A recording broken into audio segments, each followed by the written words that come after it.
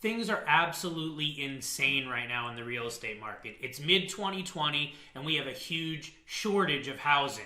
So the big question that people are asking me is, if I'm a home buyer, how can I get my offer accepted? How can I stand out? And if you're a homeowner, how can you actually use this pandemic and the current situation we're in to take advantage and lower your interest rate, tap the equity in your home and whatnot? So in this lesson, I'm going to break it all down for you and give you all the facts.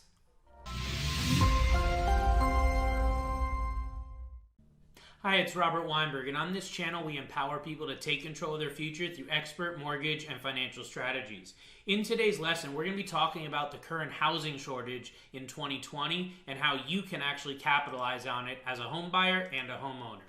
So really, let's back up a second and look at why things are the way they are.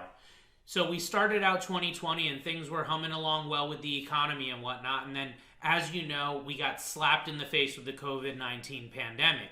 Everyone was in their houses, everyone was cooped up, and really what that did is it took a lot of people that maybe were comfortable in their current living situation, and it really brought to the surface the fact that they needed a bigger place to live. They needed more bedrooms for their family to live in, so things weren't so tight. Maybe they had some marriage issues and realized that they want to change their living situation. So long story short is it created a huge frenzy. So now that we're getting out of the whole pandemic scenario, we're getting back to somewhat normal. A lot of people that were on the fence are moving full speed ahead with being buyers. But as a seller, who really wants to list their home? Who wants people trekking through the house to do their viewings and showings? So what that's done is created a shortage.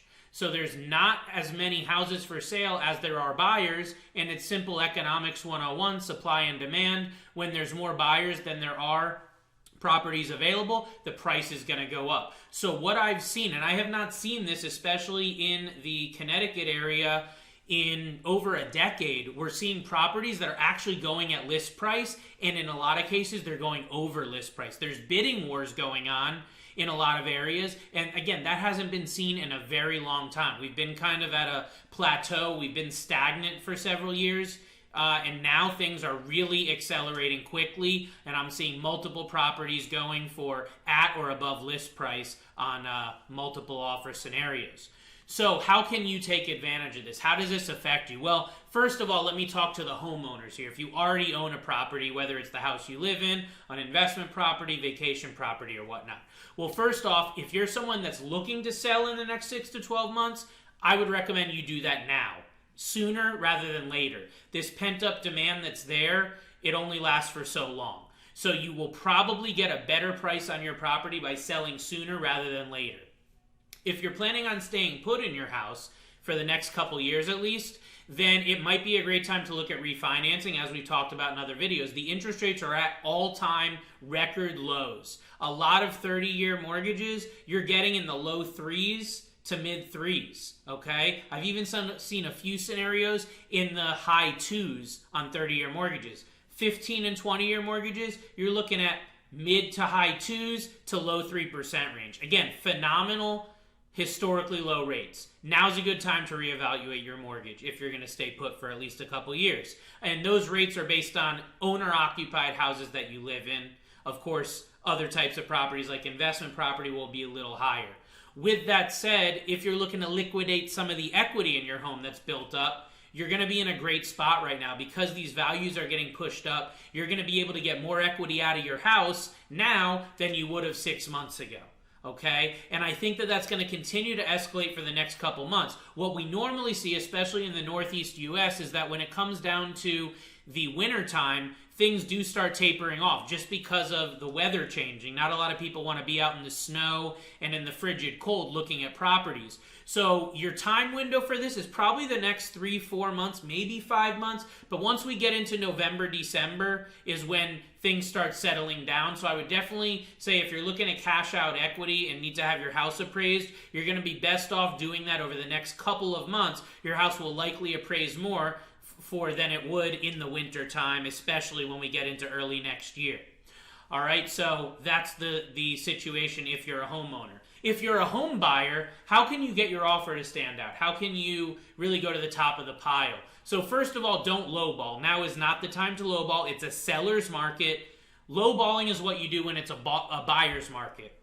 So given that it is a seller's market, you really want to put in a great offer up front. You want to put your best foot forward. And in a lot of cases, you got to bite the bullet and put in a full price offer, okay, or close to full price. And even a lot of my buyers lately are prepared, and we're getting them pre-approved to actually even escalate and put in higher than the asking price offer if it's a multiple offer situation, okay? So again, not the time to lowball. Next thing, it's really important you put a full pre-approval in place. Not just a phone call or an internet application that you fill out or questionnaire. They ask you some questions and then issue a pre-qualification. That's not what you want right now. That's what everybody's got. How do you stand out? You get a full underwritten pre-approval where we're actually going to verify your income, verify your assets, run your credit report, get all the particulars in. We're going to actually pre-approve you for a specific price range, run your credit and your specific scenario through an underwriting engine.